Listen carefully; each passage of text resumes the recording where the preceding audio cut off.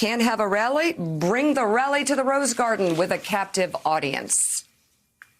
Yes, he did. For 63 minutes, only 6 of which were spent answering questions from reporters. It was hailed as a news conference. It was not that. Chief White House correspondent for the New York Times, Peter Baker, describes the news conference this way in his lead piece for the paper. Quote, in theory, President Trump summoned television cameras to the heat-baked Rose Garden early Tuesday evening to announce new measures against China to punish it for its oppression of Hong Kong. But that did not last long. Peter continues, what followed instead was an hour of presidential stream of consciousness as Mr. Trump drifted seemingly at random from one topic to another, often in the same run-on sentence.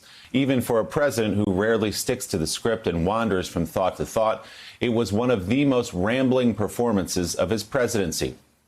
Peter continues, he weighed in on China and the coronavirus and the Paris Climate Change Accord and crumbling highways, and then China again and military spending, and then China again, and then the coronavirus again, and the economy and energy, taxes and trade with Europe, illegal immigration and his friendship with Mexico's president, and the coronavirus again, and then immigration again, and crime in Chicago and the death penalty, and back to climate change and education and historical statues and more. He could go on for days, the president said at one point, and it sounded plausible, writes Peter Baker. At times, it was hard to understand what he meant. He seemed to suggest that his presumptive Democratic challenger, former Vice President Joseph R. Biden Jr., would get rid of windows if elected, and later said Mr. Biden would, quote, abolish the suburbs. He complained that Mr. Biden had gone so far right, he meant left. Even for those who follow Mr. Trump regularly and understand his shorthand, it became challenging to follow his train of thought, to put it mildly. Here is some of what we heard yesterday from the President of the United States.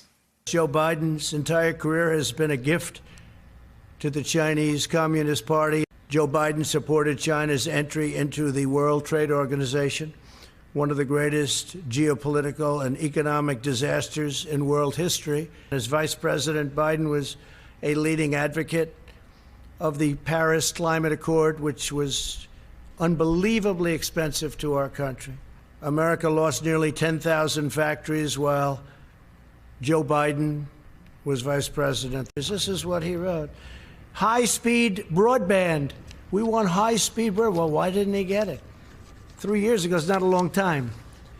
And he didn't do any of the things, but now he says he's going to be president. And as president, he's going to do all the things that he didn't do. He never did anything except make very bad decisions, especially on foreign policy. We saved tens of thousands of lives, but we actually saved millions of lives by closing. If we had listened to Joe Biden, hundreds of thousands of additional lives would have been lost. He said that the idea that China is our competition is really bizarre. He's really bizarre. But Hunter, where's Hunter? Where is Hunter, by the way?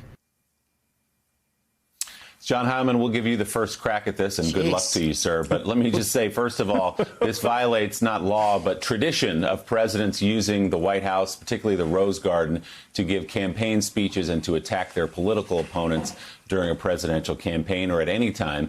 But also, there is a burning crisis going on in the country right now, and none of those 63 minutes got us any closer to solutions about coronavirus, about what's happening in Southern California and Houston and Georgia and Florida and Arizona, across the country right now, or address concerns about whether or not kids will get back to school. That's what's happening in the country right now. Instead, the president spent those 63 minutes attacking Joe Biden, often with lies. Right. So good morning, Willie. Good morning, Mika. I think, Willie, to go back to the top of your question, yes. So the tradition is, we've all heard of the notion of a Rose Garden campaign, right? Incumbent presidents who use the power of the office to advance both the country's interest and their political interest. That's one of the things, power of incumbency. That's what you get when you're a sitting president. So this notion that politics and government don't come together is, of course, false. But what the president's done here is rather than doing what normal incumbent presidents do, which is to use the power of the office in that way by using their policy power to enhance their standing with the American people, as opposed to just using the Rose Garden to attack a rival. The president seems to be kind of doing exactly the opposite. Not only is he violating tradition by launching this kind of personal invective and negative campaigning against his rival, something that generally presidents don't do from the White House grounds, let alone the Rose Garden, the East Room, the press briefing room. President Trump's used all those stages to attack Joe Biden, but this is the most glaring example. But he's also failing to do what normal incumbent presidents would do, right? Which is, to your point, Willie, which is to say, there's a crisis in the country. For most incumbent presidents, a crisis is an opportunity to be seen as addressing it in a way that makes people feel more secure, that actually makes the problem, reduces the problem that people are facing.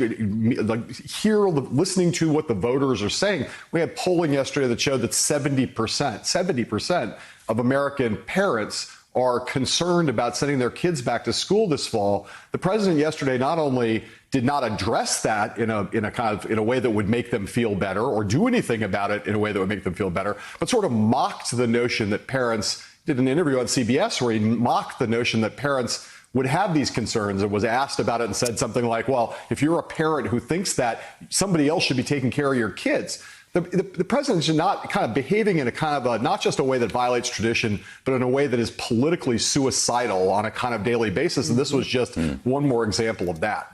Thanks for checking out MSNBC on YouTube, and make sure you subscribe to stay up to date on the day's biggest stories. And you can click on any of the videos around us to watch more from Morning Joe and MSNBC. Thanks so much for watching.